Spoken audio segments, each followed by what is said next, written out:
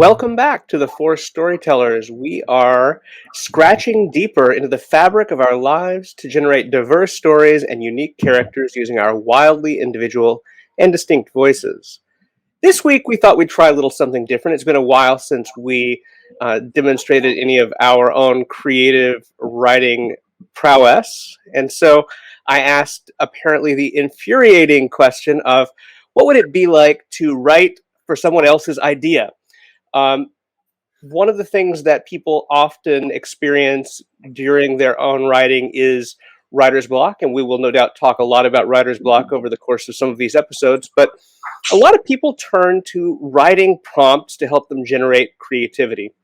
And so I thought it might be fun for us to each write a writing prompt that we would normally write about, the kind of thing we would normally write about in our own writing, and then randomly assign it to someone else in the group to write uh, our idea and see how that shook out. I didn't ask you to write it in anyone else's voice, write in your voice. So, I think it will be interesting for us to think. I'll tell you all who wrote your prompt when you're done, when we're all done. We can't tell, right? You may be able to tell, you may not. I may be surprised. I don't know. I think I know who did mine, but Yeah. It's kind of like, but James, this exercise is kind of like Dell giving us that we've done before, where he gives us different things about an incident and we kind of fill in the blanks and we make the story whole. We dig deeper, right? Oh, like Exactly. when we did the character, when we all did the character. But this really truly felt like to me like I was back in Ann Miller's English class at Baylor. Oh, yeah. And I got this crazy assignment. But I loved doing it. I had a good time. Yeah, and it's a little bit like the old initiation things where they just kind of drop you off somewhere in the city and you have to find your way back. Unlike in Dell's exercise where Dell's there to answer questions or we're playing off of each other, all you got was a couple of sentences, and from there you had to move. There's also a really nice break in our own writing projects. Like, with a prompt that I got, I could have gone pages on. I thought, oh, this is something new and exciting that I can explore, and I don't have to give the details and information. Someone gave it to me, and I just take it and run with it. Are these proprietary in case we want to continue with these stories, James? I think that your start gives you ownership over the story that you have. Yeah. I think Sydney's got a pilot for a nice Netflix series going already. I can tell. So you know what else is interesting about this, James, is I was thinking about in a little bit of a not exactly parallel, but when you write television, you actually are writing voices that you did not create many times when you go on staff. And it's one of the exercises that when this is just a little tidbit. If you want to go into episodic, write what is called a spec script of an existing show. And you don't even have to choose a show that is on right now. One of my favorite spec scripts I ever read was an I Love Lucy episode that someone wrote currently. So but they just want to know that you can write in other people's voices. So when I wrote on Queer as Folk, I had to listen and hear how Brian spoke and how Justin spoke and how Emmett spoke. And it's a little bit of an adjustment. It really is. It really is. Now, do you all have your prompts? Oh, the prompt. I gotta pull it up. Oh my! Do you have the prompt? Can you just read the prompt, James, and we will read what we did? Yes, indeed. And I am pulling that up now. So let's see here. Yeah, it's. Did y'all have fun with it? Did it take you long? I mean, no, it wasn't a long process for me either. Yeah. So let me actually read all four prompts, and then I'll remind us of which one is which as we go through the group. But I'm glad I didn't drop the class. it was a close call. I saw those email threads. You almost didn't. No. W on her transcript. She was saying, I cannot take an incomplete. I just can't. No way. And not pass fail. No, I'm getting an A. Here we go. Gosh, I was an easy W if you wanted out of my class. All right, so let's start with Sydney. Sydney, the prompt that I gave you was a newly divorced 32-year-old woman with no children moves back in with her parents after her divorce. We've all been there. Oh no, I have not. Only to find her newly divorced sister, also no children, and her newly divorced brother, also no children, have beat her home. Wee wee. Okay. Do you It want to does stop sound like a Netflix pitch. So Sydney, now it's time for me to read? Okay. You want for to you to stop read. with me, Del? Oh, so Let's let's see. spotlight so you can see my face. Let me fix Oh, my how do I remind? Let's see. How do I? You know what? I like watching everybody's expressions while you read. Oh. I figured it out. Should I do the solo Okay. now? Oh, you want to? Okay, you want to see us all? Okay. Yeah, let's. Thanks, Nancy. I just want my spotlight. Okay. My rolling suitcase is missing a wheel, my back hurts from falling asleep in the shitty terminal chairs, and of course, the first time that I'm back at my parents' house in over a decade is the one day a year that it pours in San Diego. As the Uber speeds away from the curb, I one-wheel my suitcase, overnight bag, and neck pillow over the threshold of my parents' cul-de-sac dream home. The sight of an empty garage and no cars in the driveway is the first bit of luck that I've had in weeks. Somewhere between buying anniversary tickets to St. Bart and cutting off that ambulance in traffic, I must have pissed karma off big time. First, it was the happy 5-year anniversary, Josh. I booked this an all-inclusive stay at a resort. Then it was, sorry, hon, but for the past year, I've been all-inclusive in my secretary's resort. Cut to some fighting, name-calling, flinging a hairdryer the Parent Trap style, and voila! Here I am, 32 years old, moving back into my parents' house with nothing to my name except half a shitty realtor's salary and an overused vibrator burning a sinful hole in my overnight bag. The mini Pieta statue on the entryway table glares mockingly at me. Without the grumpy welcome of my mom's late Persian cat, the house is eerily, "Hey, Riles!" A voice booms out of nowhere, starting my luggage out of my hands and my heart out of my chest. Jesus Christ, Joey! My brother, Joey DeMarco, is leaning against the doorway to the kitchen, dressed in the finest cereal-stained robe life had to offer. Clutched between his hands is a soggy bowl of rainbow cereal that he shovels by the bowlful into his mouth. Sorry, he laughs through his bite, clearly enjoying the torment of his middle sister. What are you doing here? Mom didn't mention a visit. Oh, she didn't say anything. Typical. He wipes his mouth lazily with the back of his sleeve. Shelby kicked me out. I'm staying here. Upstairs, old room. I'm spellbound. What? Yep. And get this. Kat just landed from Cincinnati. Mom and Dad left to get her about an hour ago. What are you saying? My body braces for the news to come. He wiggles his eyebrows with glee. We're all single again. 3 divorcees living with their parents. Oh, God, I groan. Oh, don't worry, he interrupts. Dad said that he'd move his workout equipment to the garage by Saturday, so you'll only have to bunk with Kat for a week. And with that, he is back in the kitchen, leaving me shocked, speechless, and sexless in the hallway of my childhood home. Hey. Oh my God, we're pitching it. Right? It's a Nancy J prompt, isn't it? It's a Nancy J. It's a Nancy J prompt. I know too much about your life, Nancy J. Oh, but I thought, I mean, you think you could write about the parents? I mean, now they're back with their 3 kids. What have they done wrong? Well, it's Yes, it reminds me of, like, in an odd way, it reminds me of back in the day of, like, those Miller Boyette Friday night sitcoms, except with adults. There's just no kids, except the kids are grown. I kind of love it. Yeah, no, it's great, and I think, again, from Nancy's perspective, when Nancy's writing these stories, it's with the focus on understanding the parents, and Sydney picks it up, and it's the young woman, right? That's the young woman with a vibrator. Yeah. She's always got that vibrator, that sinful vibrator. Let's do it, Sydney. I know, like, James, you're so right. This could be like a Netflix special. This is a movie I would binge, or a show I would binge on Netflix. Oh, 100%. Yeah. Hilarious. Excellent. Okay. Who's next on the chopping block? All right. Next is Del Shores, who received the following. A child playing in the woods finds a box in a dark, creepy circle of trees. The hairs on his arms are standing up, and he can almost hear whispers in the wind. He must open the box. I have a title for mine. Is that okay? It is. The Tree, Dollhouse, and the Box. Ooh. Danny walked through the woods off the gravel road that led to the old Hunter family's farmhouse. He was carrying a Piggly Wiggly sack containing a bag of Cheetos, an apple, and a mini Snickers bar he had saved from his Halloween stash. And under the food was his brand new Barbie doll that crazy Aunt Lucille ordered for him from Amazon. She lived right down the road, and she really wasn't crazy, at least not to Danny. Colorful is what she liked to call herself.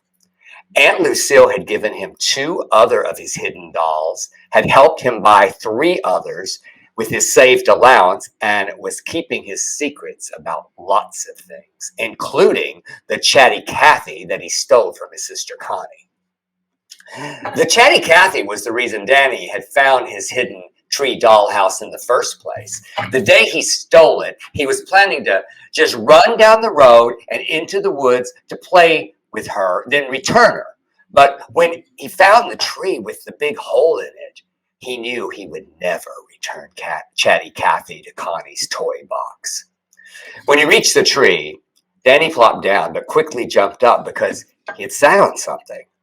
When he pulled out what it was, fear ran through every fiber of his being.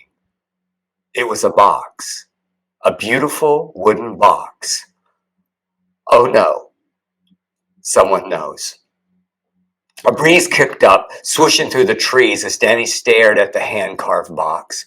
Chills suddenly ran up Danny's spine as he looked around. Was someone watching him? Nobody he could see. So he sat back down and gingerly opened the box.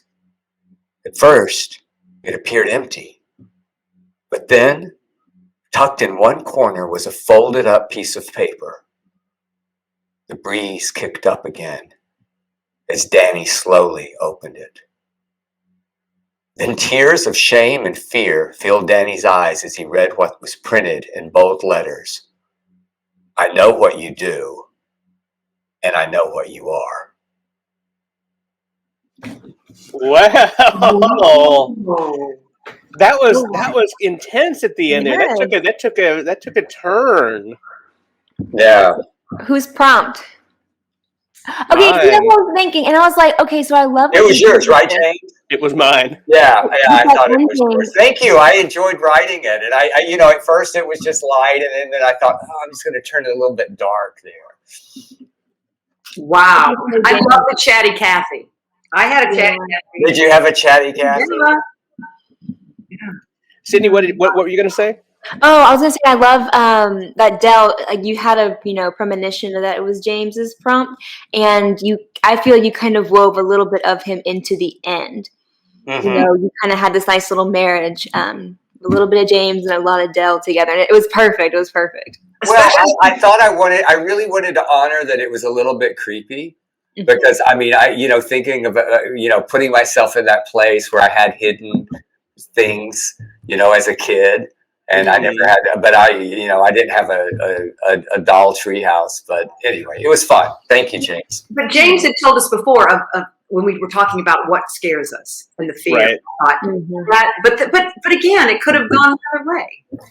Yeah, and I thought, for me, when I'm thinking about prompts, and as somebody who taught and gave writing prompts for essays, sometimes students would hijack the prompt and they would do whatever they wanted, but link it very loosely to the prompt, and sometimes you admired that because it was so creative. Mm-hmm. So I thought for sure he had hijacked it. It was going like a comedic route, and then he just took that turn. Well, I loved it.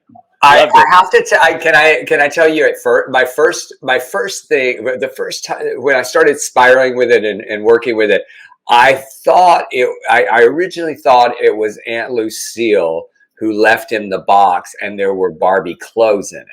She had ordered extra, which was a sweeter story. Yeah. Then once I got, I read the prompt again right in the middle of it, and I thought, oh, the creepiness of it, and this kid who has this deep, dark secret is, for me, it became more compelling when it was like someone had found him out. Yeah, this to me that's a solid like middle grade or YA like short story / novel concept.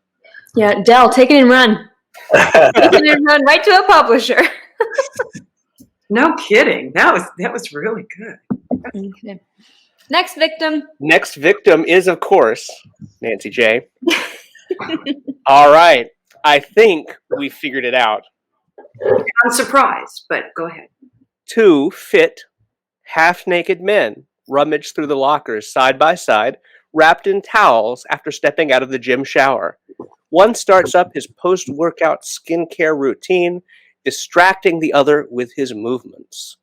All day, he's been distracted by thoughts of gym shorts and the weight room. Ooh. Okay. Are we ready? Yeah, I'm ready. We could call this double indemnity, but here you go. The musky scent of testosterone and Tom Ford's fucking fabulous eau de parfum intermingle in the Crescent Hotel's male locker room, open only to guests and residents of the posh property. It's a quiet, empty morning, 10 a.m., just Josh and Jeremy wrapped in towels after stepping out of the gym shower. Josh opens his mirrored locker and looks himself in the eye, nodding appreciatively at what he sees. A thick head of hair, firm jawline, the rest of his body all well-defined curves, plus that Michelangelo muscle so coveted by women and men alike. He looks over at Jeremy, who can't help but smile at the very buff Josh. Distracted and still thinking about gym shorts in the weight room, Jeremy opens his own locker and peruses his mirrored self. Like Josh, a thick head of hair, firm jawline, the rest of his body as well-defined curves, plus that Michelangelo muscle so coveted by men and women alike. They grin at each other as they study their manscape. Josh begins his grooming regimen, a swipe of Armani deodorant stick, a left-handed slather of David Beckham's House 99 moisturizer on his face, with extra attention paid to his perfect chin stubble, then a hefty pump of Jack Black's Cool Moisture body lotion for the rest of his bod. Jeremy does the same, with identical products in his locker, their mannerisms indistinguishable. The two handsome, perfectly sculpted specimens turn toward each other as close as possible without touching, breathing in unison. "Thank God you're straight," whispers Jeremy to Josh. "I would never get the girls." "Yeah, thank God I'm not gay," Josh whispers back. "I could never compete with you." The stare down continues, each waiting for the other to break. It's Jeremy who pulls a quick punch on Josh's abs, already hard in anticipation. "Damn, one of these days you're not going to be ready." "Doubt it, bro," responds Josh. "You've been trying that since before we were born." Grinning, then turning in unison to continue their individual toilette, the identical twins carry on. You just disappointed Dell so hard. Oh, it's cute. I liked it.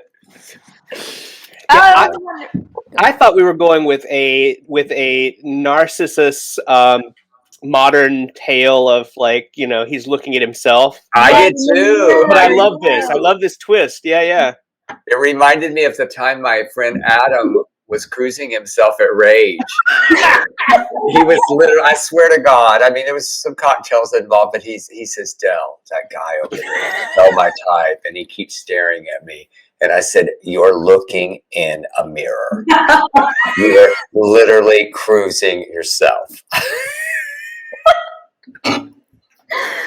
Oh my God. And Nancy, I love setting it in a hotel, of course, since it's Sydney's and Sydney's Oh, novels. it is my prompt.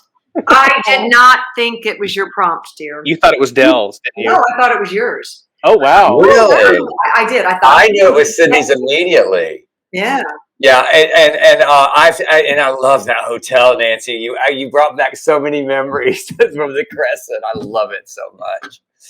But I thought, what if you have twin brothers? One's gay and one's straight, but they're identical. Think of the things they could get into that way. Oh, we did. Yeah. I thought about giving you Dell's, but you know, I thought, you know, I want to see what Nancy can do with Sydney.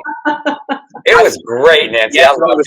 was much better than I would have done, so I'm glad I gave it to you instead. It was really fun. Thanks, Professor. I did secretly write it though for Dell, just hoping we get a little much. Well, so I withheld it from Dell. Trust me, they would have ended up in the sauna if I and I didn't want to write erotica either. But also Dell, because one of your stories from your novel is so much in this vein. I was like, no, I want to let him stretch a little bit. The next time I'm writing about two women, okay? Next time. Yeah, that'll stretch us all. And then I guess I'm last, which means it's obvious whose prompt I took. From Dell. My ex-husband, Jason, loved Waffle House as a kid. Brought back breakfast as a kid with his now-deceased dad. So when I had a show in Biloxi, he wanted to eat breakfast at one. I had never eaten to Waffle House as they weren't in South Texas where I grew up. So I decided to break my no-carb diet and have waffles. We sat at a booth, and the waitress, who was about 40, had a few molars missing, and talked with a hand over her mouth, came over to take our orders. When I ordered my waffles, she informed us that their waffle iron had broken earlier and they had no waffles. So I decided to order pancakes. She laughed while covering her mouth and said, "This is the Waffle House. We don't have pancakes."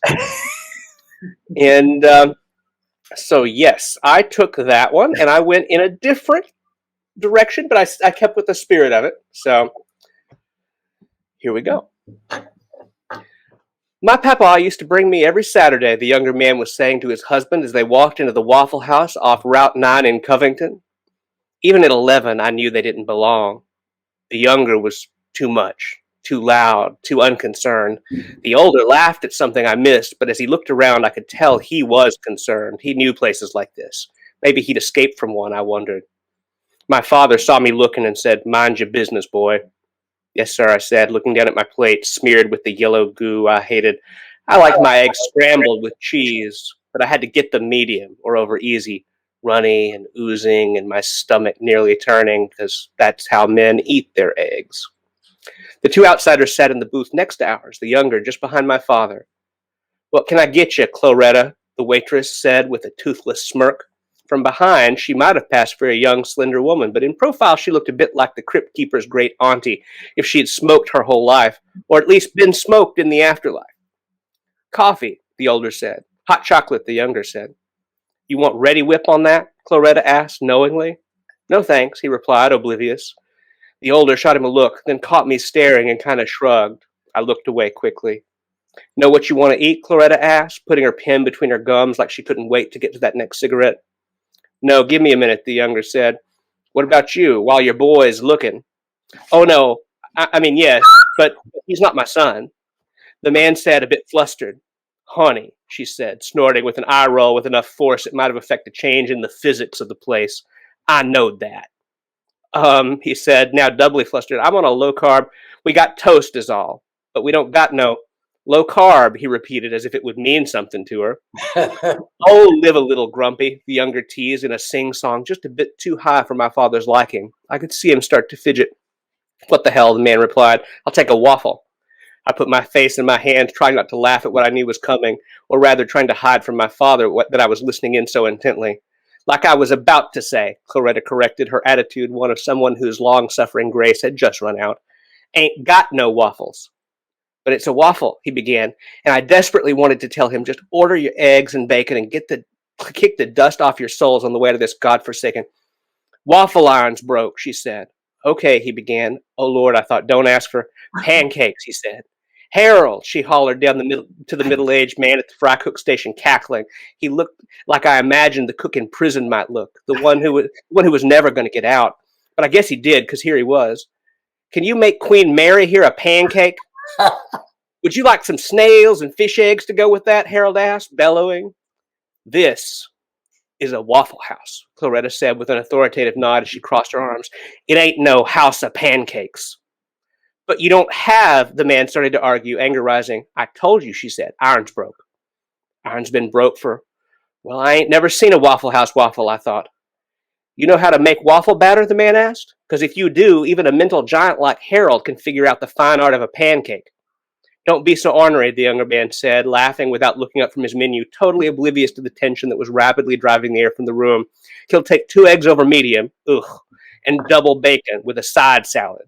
Claretta wrote the order down, glaring at the older man as she did. And I'll have the chocolate pancakes, the young man said. Then he laughed and said, just kidding. I'll take 2 eggs scrambled with cheese, bacon, and a double order hash brown, scattered, smothered, covered, chunk topped, and hold the spit. Raisin toast? Claretta snorted at that, and all was forgiven. You got it, she said. She even repeated, hold the spit, when she called the order to Harold. Oh, Wow. All right, Yeah, you win best line of the night with the cigarette and the pen thing. I love that. That was so good. I loved it too, because I mean, you with that description, you just know her. I just felt like you knew her. Yeah. Great. That was great. Oh, yes. This is something anyone can do. Yeah. With their friends, their family. I mean, this is almost like a game after dinner. You know what? It reminds me of gosh, was it Little Women, where they would write plays for each other? Mm-hmm. It's like a quick modern version of that. Yeah. I loved it. Anybody who, especially younger, who wanted to be a writer, most likely bought themselves one of those writing prompt books where you have like a page and it has a sentence at the top, like, what's your favorite memory of a beach, yada, yada, yada. But I think it'd be really good to find a writing prompt book that doesn't ask you questions about yourself. It just gives you a sentence like this or a few sentences of a story that you have to finish, because this was really wonderful. This was a fun exercise. I'm sorry. I was not abusing my dog. She was trying to get up and I was helping her, and she's just a little brat. What's going to be interesting is maybe where we take it. Oh, look at that baby. I thought her bandana said sexy mom. It says Sissy Marie. Sydney. They're Southern girls. They all have, It'll be interesting to see where we take these. I mean, we have 4 stories here that could be fleshed out. We could dig deeper with them. especially yours could be fleshed out. Okay, time to go. I think another time with prompts, I would love it if we all got the same prompt. And That would be really interesting. Yes. For us all to write about the same prompts and see how different we went. Oh, I love that idea. Let's do it. We should do that. But I thought everybody was great, and I think part of what it shows is all of us brought our own distinct voices to a prompt that wasn't an idea that we would normally write about. Yeah. And let me leave us with this, because I think this is pretty profound for me saying this. Honestly, Del, Sydney, James, I felt like a writer for the first time. Oh, Yeah. well, we felt like you were a writer for a long time. But you know what? I know. I totally relate, Nancy, because like I was able to do something not from my head or not from my storyline, and I was able to do it in my voice. Like, just this exercise made me realize I have a writer voice.